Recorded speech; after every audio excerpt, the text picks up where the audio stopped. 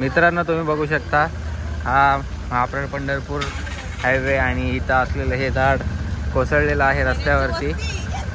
असं नाही की खूप जोरात वारा होता।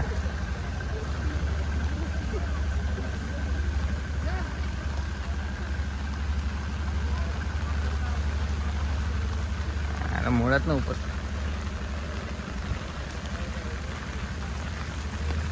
एकदम मुळातून उपसला गेलेला आहे। मला वाटतं हे जे पाईपलाईन टाकण्यासाठी यांनी इथं जी खोदाई केली होती त्याच्यामुळे मुळं हे ढिले पडले आणि त्याच्यामुळे हे काय बघा एकदम अलगदपणे पडलेलं आहे, तुटलं नाही आहे किंवा काय नाही आहे। खूपच धोकेदायक आहे हे। आता कधी JCB वगैरे येतोय काय माहिती, तोपर्यंत वाहतूक कोंडी होणार आहे। हे झालेलं आहे चोशिंदे गावात।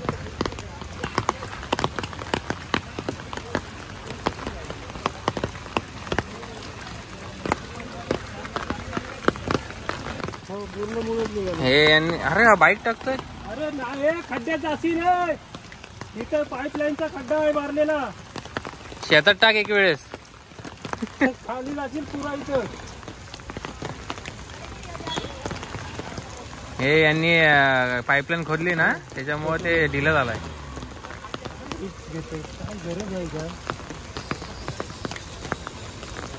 वड नाही तर जाईल अडकल का डायरेक्ट खड्ड्यात। एक वेळेस तिकडून जा ना।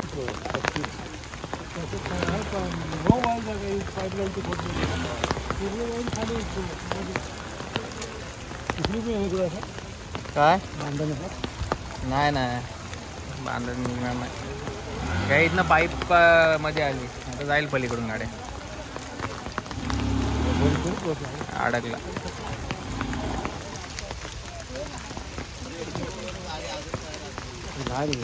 अरे सगळ्यांनी दाराने उचला वरती। हा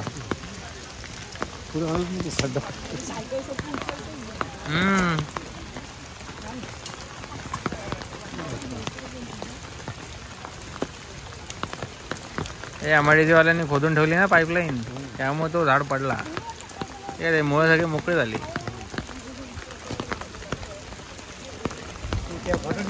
हाँ चूल्हे के लिए लकड़ा लेके जाओ। लकड़े अपने को क्या करने का, लकड़ा अपने को चूल्हा लगाने का।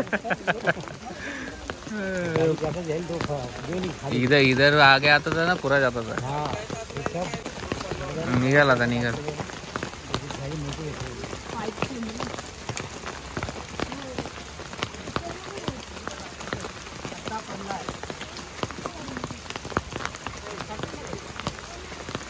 फायनली निघाले बाबा।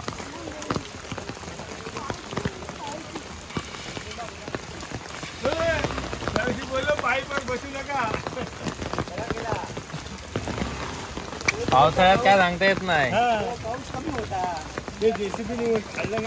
हा त्यामुळे ते खोदलं गेलंय, मोकळी झाली मुळे त्याची, डायरेक्ट अलगद पडला, वारा पण नव्हता। बरं झालं भाऊ, कोणाच्या याच्यावर पडला नाही, कोणाचा जीव गेला नाही। देवाने चांगलं काम केलं। गाड़ी नहीं बैठती म्हणून। अब तुम लोग गलती से अगर नए हो तो सब्सक्राइब करो, वो जो लाल वाला बटन है उस पे अपने जीजा जी फेंक के मारो या फूफा जी, मुझे नहीं पता, बस क्लिक हो जाना चाहिए।